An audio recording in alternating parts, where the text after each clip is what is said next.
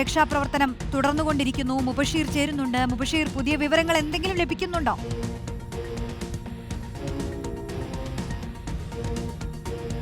ഈ ക്രൈം ഉൾപ്പെടെയുള്ള സംവിധാനങ്ങൾ ഇവിടെ എത്തി സജ്ജമാക്കിയിട്ടുണ്ട്. അത് ഇനി വെള്ളത്തിലേക്ക് ഇറക്കാനുള്ള ഒരു സമയമാണ് ആവശ്യം. വെള്ളത്തിലേക്ക് ഇറക്കി ലോറി പുറത്തെടുക്കാനുള്ള ഒരു ഘട്ടത്തിലേക്ക് തന്നെയാണ് കാര്യങ്ങൾ കടക്കുന്നത്. റോഷ്നി, എന്തായാലും ക്രൈൻ വളരെ വേഗത്തിൽ എത്തിക്കാൻ സാധിച്ചതാണ് ഇപ്പോൾ വളരെ അനുകൂലമായിട്ടുള്ളൊരു കാര്യമായി മാറിയത്. ഇക്കാര്യത്തിൽ ദൃശ്യങ്ങൾ നമുക്ക് കാണാൻ സാധിക്കും. ക്രൈൻ ഒരു ഭാഗത്ത് നിന്ന് ക്രൈനിൽ അതുമായി ബന്ധപ്പെട്ടൊരു വസ്തു താഴേക്ക് കെട്ടി ഇറക്കുന്നതാണ് കാഴ്ച. അത് താഴേക്ക് കെട്ടിയിറക്കി വെള്ളത്തിൽ കുടുങ്ങിക്കിടക്കുന്ന ലോറിയിൽ ഘടിപ്പിച്ച് ലോറി പുറത്തെടുക്കാനുള്ള ശ്രമമായിരിക്കും ഒരുപക്ഷെ നടത്തുന്നത് എന്നുള്ളതാണ് അറിയാൻ സാധിക്കുന്നത്.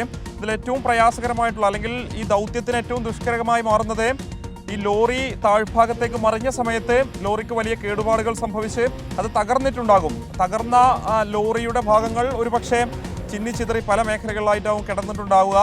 അതിനുള്ളിൽ എവിടെയെങ്കിലും ആകും ഈ ജാഫറിന്റെ സഹായിയായിട്ടുള്ള മുസ്തഫ കുടുങ്ങി കിടക്കുന്നു എന്നുള്ളതാണ് മനസ്സിലാക്കാൻ സാധിക്കുന്നത്.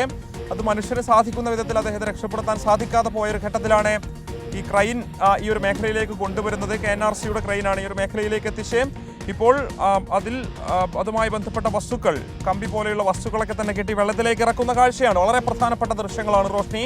ഇത് വെള്ളത്തിലേക്ക് ഇറക്കി ലോറി കുടുങ്ങിക്കിടക്കുന്ന താഴ്ഭാഗത്തേക്ക് ഇറക്കി ലോറിയിൽ ഘടിപ്പിച്ച് അത് പൊക്കിയെടുക്കാനുള്ള ശ്രമമായിരിക്കും ഇനി നടത്തുക എന്നുള്ളതാണ്.